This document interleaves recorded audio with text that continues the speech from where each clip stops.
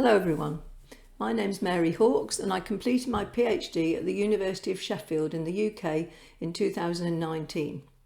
I was a part-time student there combining teaching piano and theory of music with my academic studies.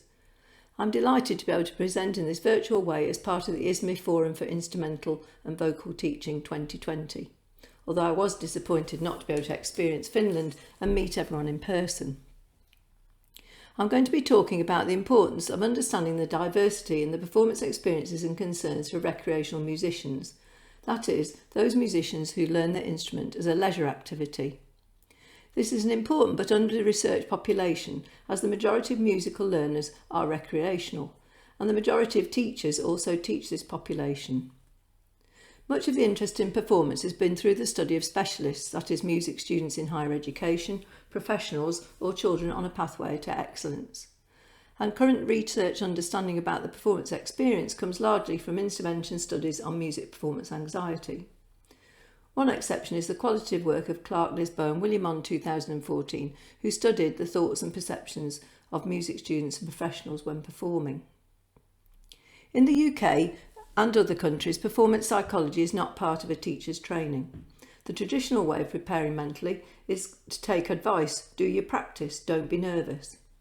Teachers can assume they understand their pupils' nerves and performance experiences because they are like their own, or they're like the experiences they've encountered teaching other pupils.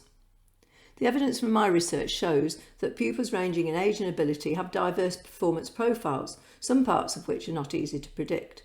And by understanding these profiles, we can better prepare our students for the pressures of live performance.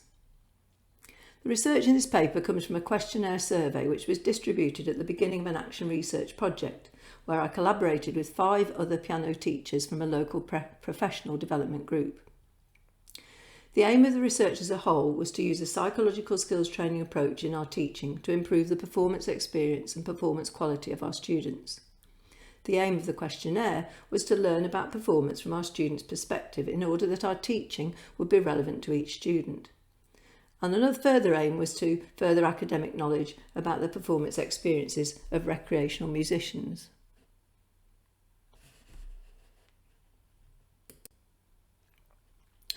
Firstly, I'm going to talk about the performance experience from the perspective of the recreational pianist in differing age groups, and also about the concerns of 2 of the age groups. And finally, I'm going to discuss some of the implications for teachers. There were 152 students in our teaching practices, but only 107 participated in the questionnaire because everyone who answered the questionnaire had to have performance experience. We all taught beginners and some adults who'd never performed. This slide shows the age and playing standard of the pupils. Overall, the majority were aged between 8 and 16, typical of most piano teaching practices in the UK according to Cathcart 2013. Only 3 pupils were aged 17 to 18 and 9 were adults. The playing standard comes from the UK examination boards. Beginners we classed as no grade through to grade 2, intermediate grade 3 to 5 and advanced grade 6 to 8. 42% were male and 58% were female. Unlike specialist musicians who perform regularly, the majority of pupils in this sample performed once or twice a year, with 1/3 performing 3 times a year. Performance opportunities varied with each teacher, but mostly pupils performed in examinations and concerts. As this was action research, I involved the teachers in the development of the questionnaire.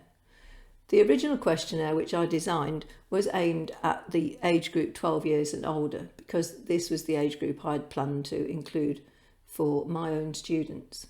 However, when we planned the project together, other teachers wanted to include younger age group, and it was clear that the questions might not be understood by younger children. So this original questionnaire was therefore adapted by the age group appropriately. The age groups reflect the school transitions in the UK. All pupils who answered the questionnaire were asked to recollect their most recent performance and then answer the questions. 2/3 of the performances they were recollecting had taken place within a month of the questionnaire survey. Obviously, recalling a performance that takes place sometimes previously is a limitation to this questionnaire, as with all questionnaires and interviews involving recall. I'm going to start with the findings of the 6 to 7-year-olds. There were only 7 in total, and they were asked, what do you enjoy about this performance, what did you dislike, and what do you remember most? For these young children, they could ask their parents or teachers to help them in answering the questions, which again might be seen as a limitation. In the likes and dislikes of 6 to 7-year-olds, there were hardly anybody said that they disliked anything. Mostly they had performance was an enjoyable, joyous experience. One boy, when asked, what did you enjoy about this performance? He said, all of it. And the teacher said, why was that? And he said, I like the feel of the keys going down and you can choose how fast to play the notes. I pretended I was just playing at home. 2 of the children liked playing for people to listen, and one liked the audience, clapping and playing with her mum. One pupil said she liked playing in front of people, and the reason was that she would like to make other people want to go home and play too. Of the 2 children who had any dislikes, they were from the same teacher at the same pupil concert, and they obviously didn't like the piano stool. The performance experience from the perspective of 6 to 7-year-olds is confirmed as a joyous one by the comments here. Again, some of them remembered all of it, the running round, the feeling of excitement, and how good it felt.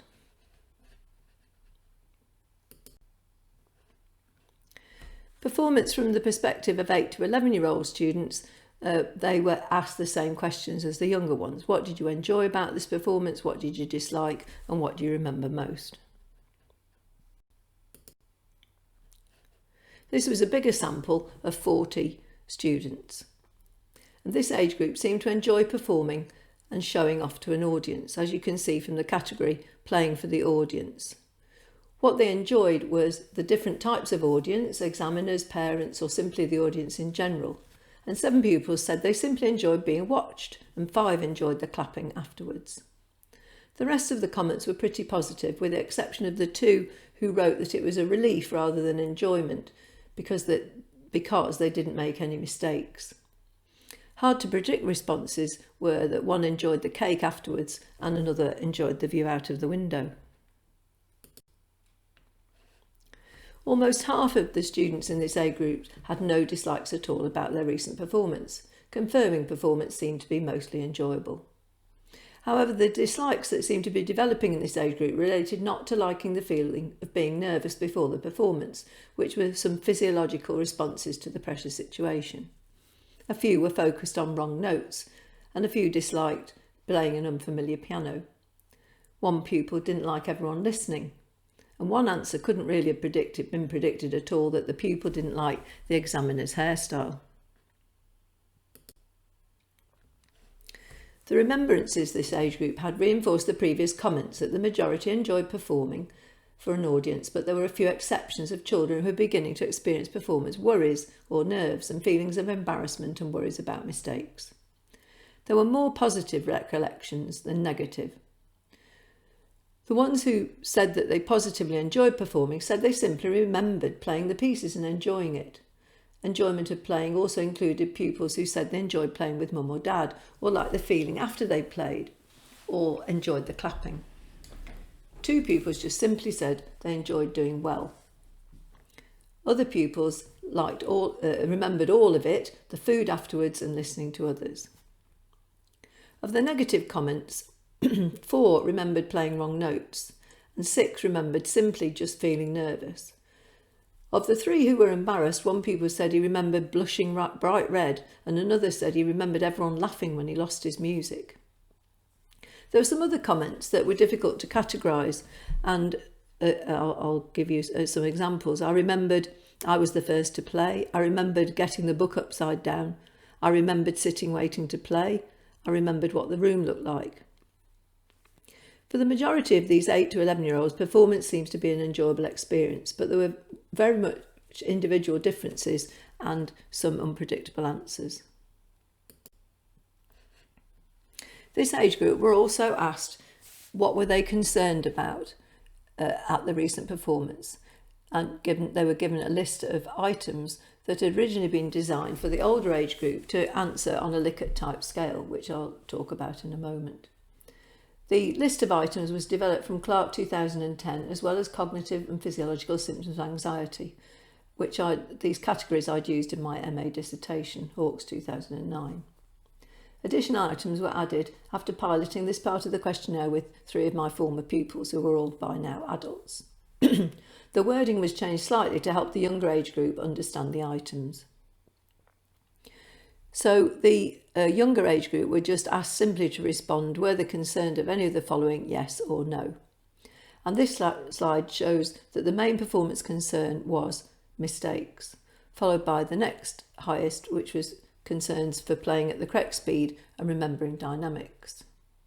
The next highest vary from physiological symptoms of anxiety to social approval and concerns about the performance environment.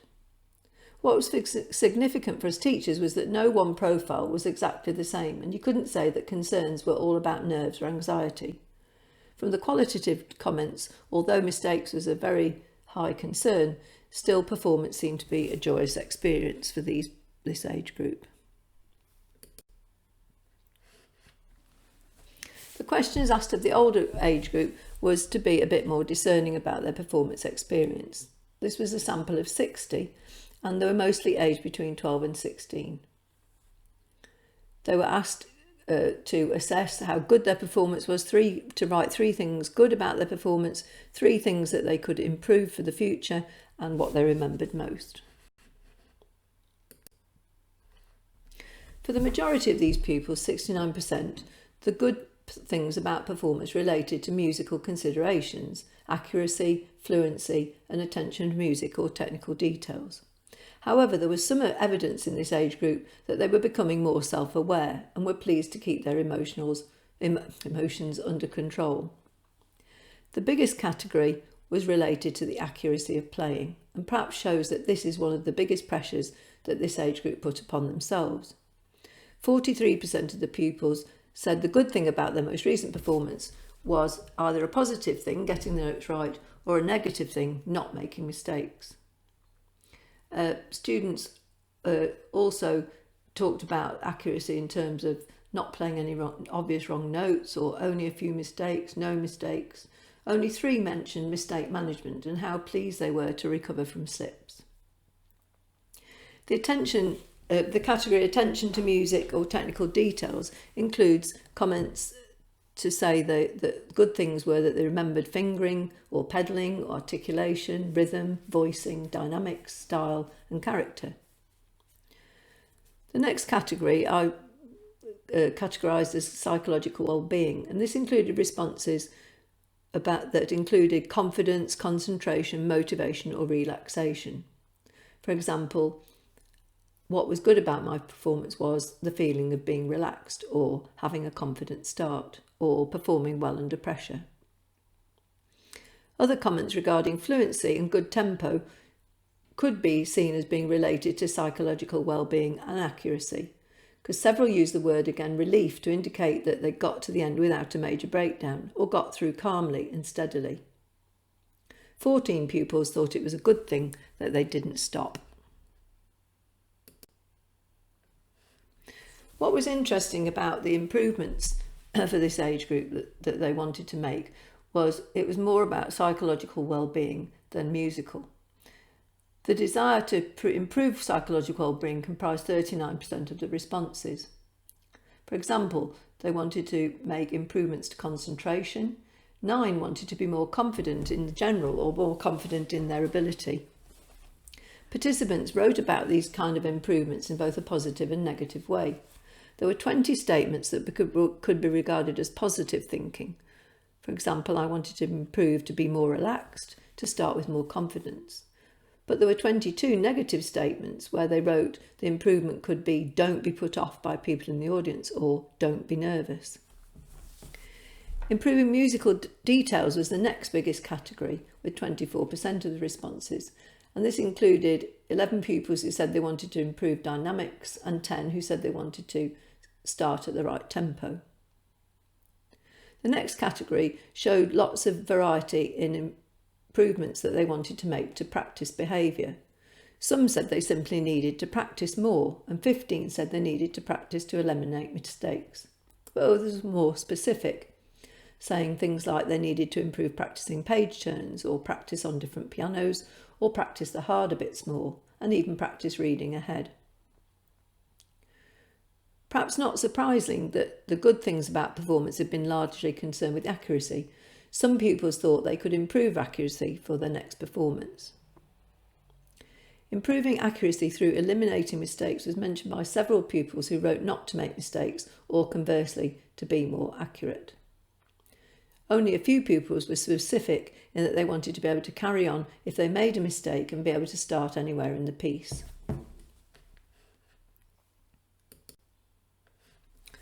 Remembrances of the last performance for this age group were also positive and negative, as shown in this slide, revealing an increase in self-awareness about performance pressures. There are almost equal numbers of responses for remembering almost equally well enjoying performance and playing well as there were to remember distractors to performance. And these distractors included physiological responses to pressure, feeling embarrassed, going wrong, and other things that didn't go very well, for example, having to start again or a foot slipping off the pedal. Some pupils wrote more positively. For example, I remembered I didn't rush and I was cool and calm. Other memories gave a sense of satisfaction or achievement. And other memories were about the atmosphere, which included relatives in the audience, the coffee cake after, and the feel of the piano. One pupil said she had to press down hard on the keys because it was a German piano. So the responses from this age group so far seem to be that performance could be enjoyable provided you were accurate, and there was also a need to improve psychological well-being for some.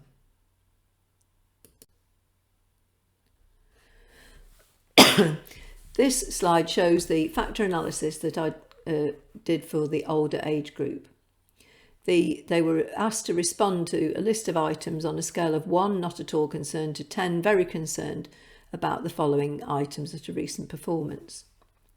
There is some controversy about the sample size needed for a factor analysis, with some saying, like Howitt and Kramer 2008, that 50 is the bare minimum, but other authors giving different rules. For example, Beavers et al. 2013 recommend that there needs to be at least 100.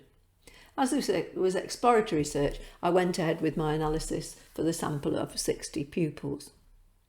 What was interesting about this is I'd made a priori categories, for example, concerns about musical details, concerns about the performance environment, cognitive anxiety, somatic anxiety, etc. And many of these categories came out all in the same factor, factor 1. This factor was interpreted by the teachers as a group when at the end of cycle 1 we looked at the findings. And we couldn't call this category music performance anxiety. Then they said, was it stressors? But we decided that wasn't true. So the only way we could interpret everything, including musical concerns, was that these were factors that compete for the performer's attention when they're performing. Factor 2 was obvious in it was seeking social approval. Some of us were a bit surprised that for this age group, some still sought social approval.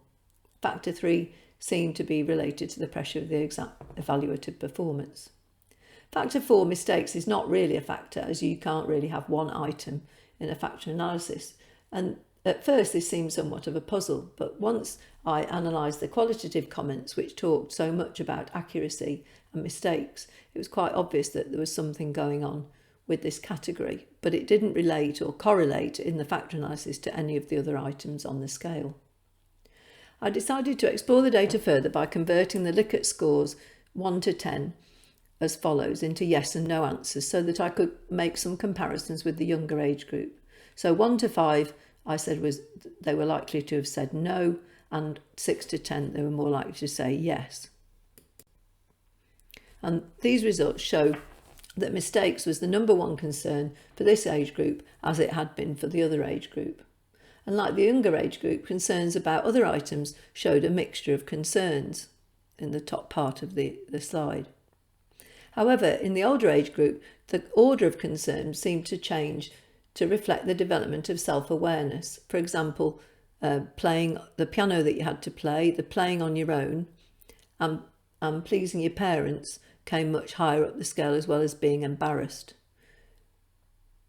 And there were much less about physiological symptoms of arousal compared to the younger age group. Pleasing my parents might reflect that as children become teenagers, they feel more pressure from their parents when they're performing.